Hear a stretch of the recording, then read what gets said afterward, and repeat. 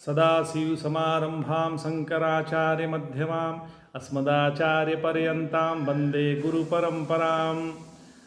गुरुब्रह्मा गुरुविष्णु गुरुर्देवो महेश्वर गुरुसाक्षात् परं ब्रह्म तस्मै श्री गुरुवे नमः।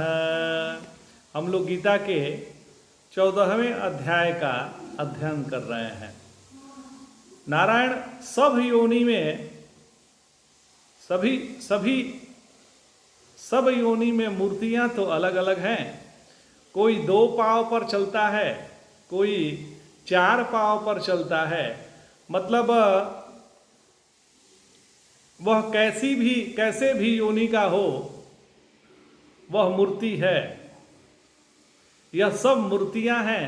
ताशाम ब्रह्म महद योनि ही, सभी योनि में वह ब्रह्म मूर्ति ही प्रतिष्ठित है। चाहे कीट पतंग हो, चाहे मेढक हो, चाहे सर्प हो और चाहे नेवला हो, सब में ब्रह्म एक समान ही है। सभी विभूतियां परमात्मा की है। मूर्तयः संभवन्ति याः, लेकिन सबकी माँ एक है। तासाम ब्रह्म महद योनि ही, और अहम बीज प्रदः पिता, मैं उसमें बीजाधान करने वाला पिता हूँ। तो अब जीव संसार में क्यों बंध जाता है? जो जीव है वह संसार में आखिर क्यों बंध जाता है? तो भगवान बतलाते हैं, इसका कारण बताते हैं। सत्वं रजस्तमा इति गुणाः प्रकृति संभवाः निबंधनन्ति महाबाहो देहे देहिनमव्ययम्। भगवान कह रहे हैं कि हे महाबाहो, प्रकृति में होने वाले सत्व, रज और तम, ये 3 गुण इस अविनाशी को देह में बांध देते हैं। जो अविनाशी है उसको इस देह में बांध देते हैं। कौन? तो सत्व, रज और तम। तो गुणों में जो सामान्य अवस्था है उसी को प्रकृति कहते हैं। और पुरुष के साथ संसर्ग होने के कारण अज्ञान है। ये तीनों गुणों का उत्पत्ति स्थान प्रकृति ही है। तो अज्ञान के कारण इनकी साम्यावस्था भंग होती है और ये कार्योन्मुख हो जाते हैं। और देही मतलब तीनों देह के अभिमानी जीव है, जिसको देह के साथ बांध देते हैं। तो जीव वैसे तो स्वरूपतः अविनाशी है, पर वह देह से बंध जाता है। यदि देह से वो बंध जाने के कारण उसके गुण को आरोप करके अपने को मरने वाला, जन्मने वाला, सुखी और दुखी मानने लगता है। चेतन शुद्ध और निर्विकार है तथा प्रकृति अशुद्ध और विकारी है, किंतु वह पुरुष की सत्ता से ही सब कार्य करती है। नारायण भगवान कहते हैं कि गुण 3 होते हैं, सत्व, रज और तम। यह जो हड्डी मांस है, इसके कारण रूप से जिस गुण का अनुमान किया गया है उसका नाम तम है। अनुमान ही है, प्रत्यक्ष नहीं है, केवल अनुमान है। प्रत्यक्ष तो देह है, इसमें बोलने वाला है, करना है, हाथ मिलाना है, नाचना है, कूदना है और या अन्य क्रियाएं हैं। इसके कारण के रूप में जिस गुण को हम अनुमान किए हैं, माने हम करते हैं, वह है रजस।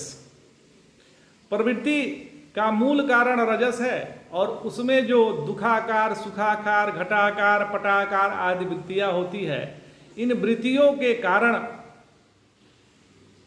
रूप से जो अनुमति गुण है उसका नाम सत्व होता है। तो इस त्रैविध्य का अनुभव प्रत्यक्ष में होता है। सुषुप्ति को मान लीजिए कि प्रकृति है, नींद टूट गई, लेकिन मालूम नहीं पड़ रहा है कि मैं कौन हूं, यह महत तत्व है। और मैं कौन हूं, यह अहंकार है। दुनिया दिखने लगी तो पंच तन मात्रा हो गई, शब्द, स्पर्श, रूप, रस, गंध। तो जो शास्त्र और ज्ञान अनुभव के विरुद्ध होता है उसको सच्चा नहीं माना जा सकता।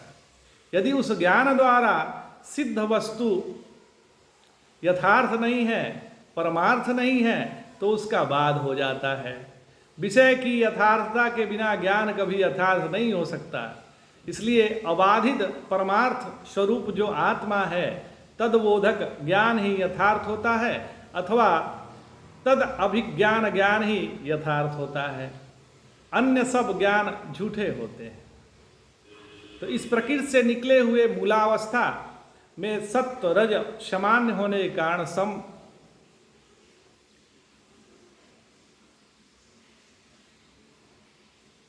सम परिणाम होने के कारण मालूम नहीं पड़ते हैं।